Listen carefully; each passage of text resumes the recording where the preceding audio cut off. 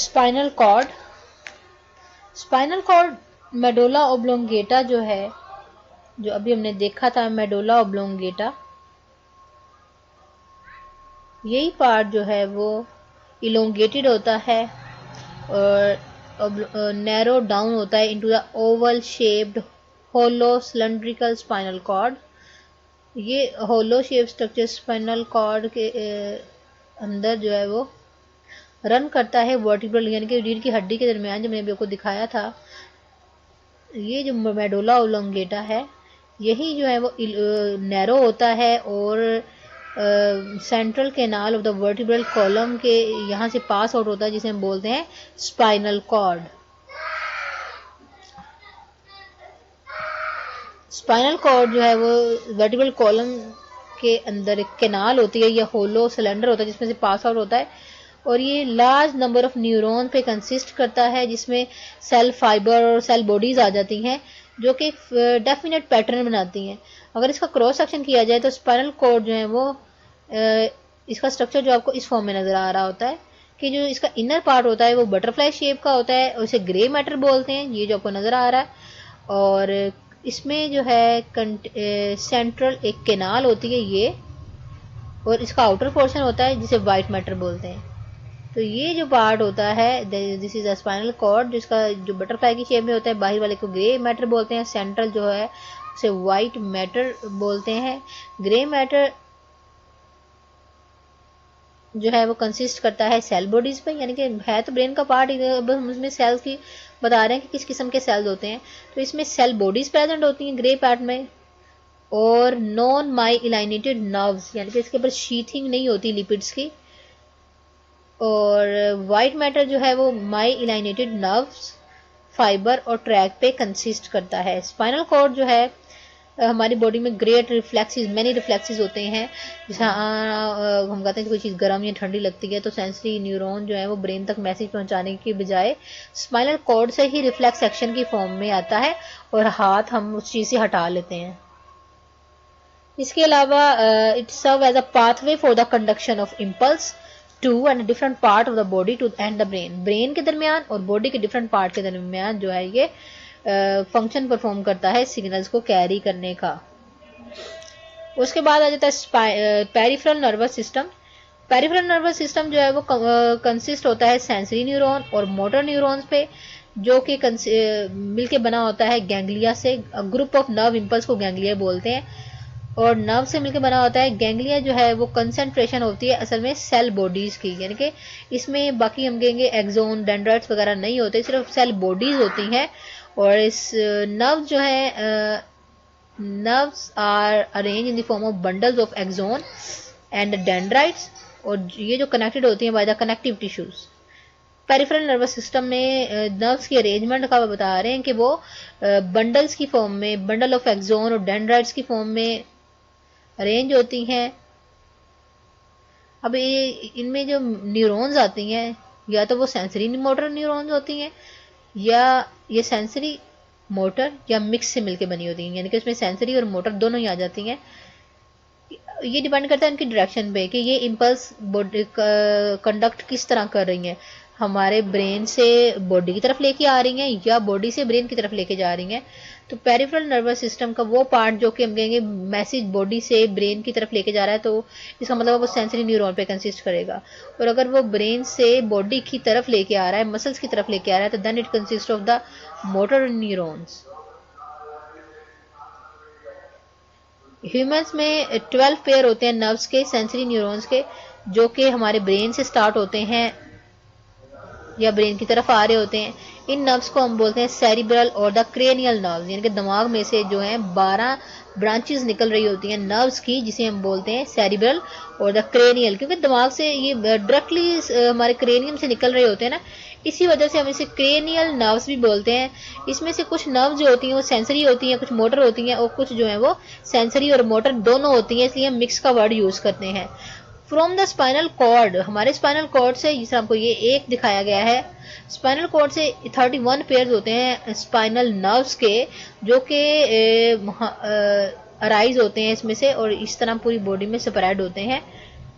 और ये जितनी भी नर्व्स होती हैं स्पाइनल कॉर्ड से निकलती हैं, ये फाइबर जो कंसिस्ट करते हैं इसमें दोनों किस्म के होते हैं, सेंसरी भी न्यूरॉन्स होती हैं इसमें, और इसमें मोटर न्यूरॉन्स भी होती हैं जो कि हमारी बॉडी की तरफ या बॉडी से मैसेज लेके आ रही होती हैं। इसमें से जो मोटर न्यूरॉन्स होती हैं वो सोमैटिक नर्वस सिस्टम बनाती हैं, जो कि हमारे वॉलंटरी एक्शंस को कंट्रोल करते हैं। वॉलंटरी एक्शंस कौन से होते हैं? जो हमारे कॉन्शियस कंट्रोल में होते हैं, जिस तरह हमारे मसल्स की मूवमेंट होती है, हमारा बोलना, चलना, फिरना और बाजू का मूव करवाना, हाथों का मूव करवाना।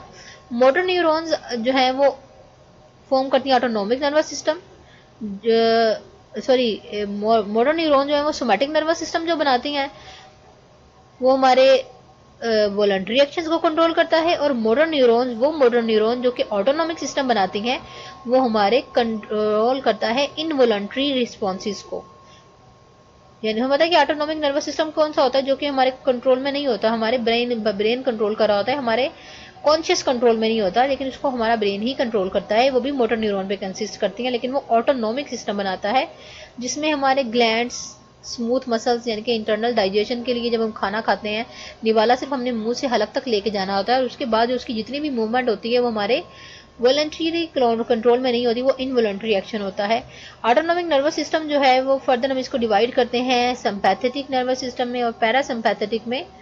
और सिंपैथेटिक मैंने बताया था कि जो भी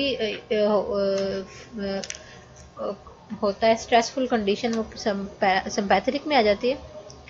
autonomic nervous system, motor neuron जो है ऑटोनॉमिक नर्वस सिस्टम को हम डिवाइड करते हैं सिंपैथेटिक में और पैरा में।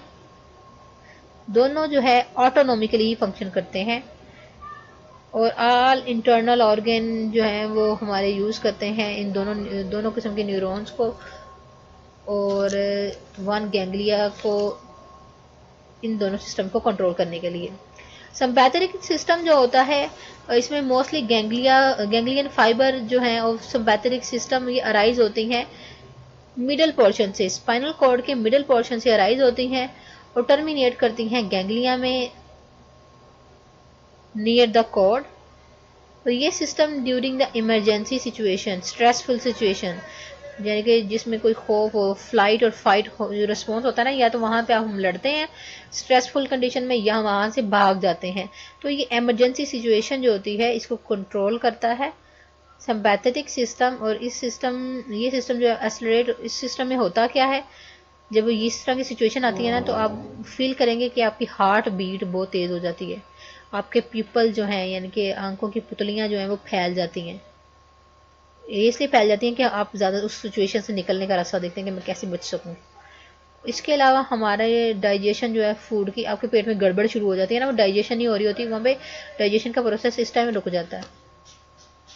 इसी का उलट जो होती है वो पैरासिम्पैथेटिक होता है। Parasympathetic system few cranial nerves, इसमें फ्यू क्रेनियल नर्व्स हैं जिसमें वेगस नर्व और जो है नर्व्स बॉटम पोर्शन यानी कि स्पाइनल कॉर्ड से नीचे वाली बॉटम जो है वो आ जाती हैं, जो कि पैरासिम्पैथेटिक सिस्टम बनाती हैं। ये इंटीग्रेट करता है रिस्पॉन्सेस को, जैसा कि रिलैक्स स्टेट में हमारे पीपल जो है वो कॉन्ट्रैक्ट कर जाते हैं, आंखी पुतलियाँ जो है वो सिकुड़ जाती हैं नॉर्मल कंडीशन में, और हमारी डाइजेशन का प्रोसेस प्रमोट हो जाता है, अच्छे तरीके से डाइजेशन हो रही होती है, हार्ट बीट जो है वो रिटार्ड हो जाती है कि आराम से हो रही होती है, ये नहीं कि रुक जाती है, लेकिन वो आराम से हार्ट बीट जो है वो नॉर्मल प्रोसेस के थ्रू हो रही होती है। उसके बाद आ जाता है नर्वस डिसऑर्डर्स। पार्किंसन डिजीज ये एक नर्वस डिसऑर्डर है जिसमें हम जो कि इनवॉलंटरी ट्रिमर्स की वजह से, यानी कि हमारी बॉडी को झटके लगते हैं। इसमें की वजह यह है कि हमारी मोटर पावर की रिजिडिटी डायमिनिश हो जाती है, यानी कि जो मोटर न्यूरॉन्स हैं उनका एक्शन जो है वो कंट्रोल में नहीं रहता, और मेंटल फैकल्टीज, इसमें मेंटल यानी कि ब्रेन सेल्स जो अफेक्टेड तो नहीं होते लेकिन उनका एक्शन जो है वो कंट्रोल में नहीं रहता। इस डिजीज़ में ये बिलीव किया जाता है कि ये असल में ब्रेन के कुछ सेल्स में जब उनको फूड नहीं ना मिलती तो असल में ब्रेन सेल्स को एक खास हार्मोन चाहिए होता है जिसे कहते हैं डोपामाइन। जब ब्रेन के कुछ एरिया में ये हार्मोन नहीं पहुंचता डोपामाइन, तो उन सेल्स की डेथ हो जाती है और उसी वजह से हमारी मोटर पावर जो है वो रिजिड हो जाती हैं और झटके लगने शुरू हो जाते हैं उस बंदे को। इसकी एज जो लिमिट है दैट इज 50 to 60 एस, यानी कि इतनी एज होती है बंदे की। ये डिजीज आहिस्ता आहिस्ता प्रोग्रेस करती है पेशेंट में, लेकिन वो बहुत साल तक जिंदा रह सकता है, यानी कि वो मरता नहीं है, लेकिन ये है कि अक्सर औकात उसको जो है वो इस तरह वो बेहोश हो जाता है, झटके लगने शुरू हो जाते हैं। जो हम इसको डेफिनेशन इसकी करेंगे वो इसी स्टेटमेंट में करेंगे कि nervous disorder that is characterized by involuntary trimmer.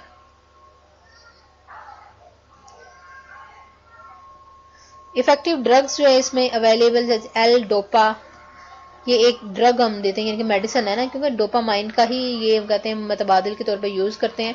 और naturally occurring protein called the glial cell line derived neurotransmitter factor GDF, ये देते हैं इसको। डोपामाइन बता रहे हैं कि एल डोपा जो है ना ये एक GDF है, एक naturally occurring protein glial cell line derived neurotransmitter factor है, जो कि बूस्ट अप करता है डोपामाइन को, हमारे हमारे ब्रेन को ही बूस्ट अप करता है ताकि वो या तो ये डोपामाइन को प्रोड्यूस करे, या हमारे ब्रेन सेल इस तरह होता है कि डोपामाइन प्रोड्यूस हो रहा होता है लेकिन ब्रेन सेल उसको रिस्पॉन्स नहीं करते। तो ये जो है मेडिसिन ये हमारे ब्रेन सेल को बूस्ट अप करती है कि वो डोपामाइन को अपटेक करें। ये मंकीज को जो है उस पर लैब में एक्सपेरिमेंट करके देखा गया है कि फ्यूचर में कहते हैं ह्यूमंस में भी हम ये ट्रीटमेंट दे सकेंगे। एपिलेप्सी जिसे मिर्गी का दौरा भी बोलते हैं, it is a convolution disorder of the nerves that is cribbed by the abrupt transient symptom. Motor और सेंसरी न्यूरॉन में ये ऑटोनॉमिक नेचर होते हैं कि हमारे कंट्रोल में नहीं होती और अचानक से ट्रांजिएंट सिम्टम होते हैं, और ये हमारे कॉन्शियस जो हमारे जो है ना हम जो रिस्पॉन्स इसमें शो कर रहे होते हैं हमारे कॉन्शियसनेस में चेंजिंग आ जाती है कि अच्छा बैठे बैठे ही जो है ना तबीयत अचानक जो है वो ये हो जाती है कि मुंह से झाग निकलने लग जाती है और झटके लगने लग जाते हैं या बंदा बेहोश हो जाता है और कॉन्शियसनेस में चेंजिंग आ जाती है, यानी कि बेहोश हो जाता है बंदा। ये चेंजेस जो होती हैं इसे बिलीव किया जाता है कि ये असल में सेकेंडरी होती हैं to the transient alteration. Brain की फंक्शनिंग में चेंजिंग आती हैं जो कि एसोसिएट करती हैं हमारे इलेक्ट्रिक जो कि ग्रे मैटर जो है ना ब्रेन का जो ग्रे मैटर होता है उसमें इलेक्ट्रिक डिस्चार्ज होता है, जिसकी वजह से अचानक जो है वो फौरी और अचानक चेंजिंग आनी शुरू हो जाती है ब्रेन की फंक्शनिंग में, और ये रिस्पॉन्स जो जिसको भी एपिलेप्सी होती है वो बेहोश हो जाता है और मुंह से झाग निकलने लग जाती है। अब वो भी इसकी जो एज होती है ये 30 ईयर से पहले होती है एपिलेप्सी, और बाद में जो है इसको कंसीडर किया जाता है this is the organic disease. बहुत से लोग जिनको इमोशनली जो डिस्टर्ब होते हैं, जिन्हें बहुत से इमोशंस डिफरेंट किस्म के, यानी कि अर्ली एज से ही बहुत से ऐसे सिचुएशन से डील करना पड़ता है तो उनमें ये डिजीज़ पैदा हो जाती है। इसलिए हम कहते हैं कुछ लोग जो कि जिन्हें इमोशनली जो डिस्टर्ब्ड होते हैं उनमें ये रोल जो है वो ट्राइगर होता है, बहुत ज़्यादा ये एपिलेप्सी पाई जाती है। इसके अलावा इलेक्ट्रोइंसेफ्लोग्राफी, ये हम इसका एक टेस्ट करते हैं एपिलेप्सी के लिए कि अगर इसको यही बीमारी है या कोई और है। इसके अलावा जो मेडिसिन हम देते हैं इसके लिए इसमें आ जाती है एंटी कन्वुलेसेंट ड्रग्स, ये ड्रग्स यूज़ करते हैं।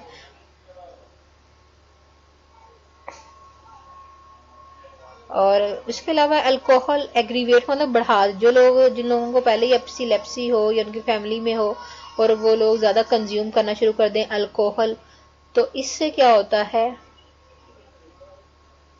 बोजीद बढ़ती है, बहुत ज़्यादा बढ़नी शुरू हो जाती है एपिलेप्सी की डिजीज़ अगर वो लोग अल्कोहल को यूज़ करें। इसलिए कहते हैं अवॉइड करना चाहिए अल्कोहल को जिनको पहले ये डिजीज़ हो। और एंटी कन्वुलेसेंट ड्रग्स जो हैं इसमें यूज़ करते हैं। उसके बाद आता है अल्जीमर डिजीज।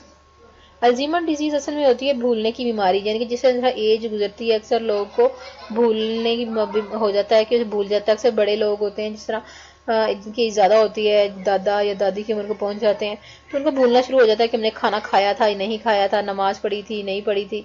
तो अक्सर ये जो भूलने की होती डिजीज़ होती है, यह अक्सर होता है कि बात करते करते हम एक बंदे से बात कर रहे होते हैं, हमें हमें जो है वो भूल जाता है कि ये कौन है। तो इसे बोलते हैं अल्जीमर डिजीज़। अल्जीमर डिजीज़ जो थी वो डिस्क्राइब की थी बाय एलोइस अल्जीमर ने 1907 में। और ये असल में होती क्या है, डिक्लाइन इन द ब्रेन का फंक्शन जो है वो कम हो जाता है, और इसके सिमिलर जो है वो सिम्टम इसके सेम ही होते हैं जैसा कि डायमेंशिया में, यानी कि मेमोरी लॉस की बीमारी है डायमेंशिया, तो उसी तरह के इसके भी सिम्टम होते हैं।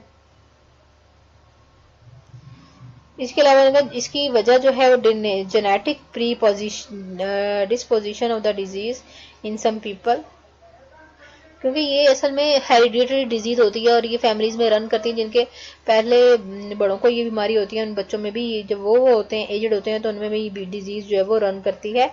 और इसकी वजह इसके अलावा उनके ये भी इसका एविडेंस, इसका ये सबूत ये भी मिला है कि बहुत ये डिजीज जो है ना, हाई लेवल ऑफ एल्यूमिनियम की वजह से भी ये डिजीज जो है वो प्रमोट होती है। और इसके अलावा जैसे जैसे एज बढ़ती है तो ये डिजीज होती है कि वो मेमोरी लॉस होना शुरू हो जाती है और भूलना शुरू हो जाता है बंदा।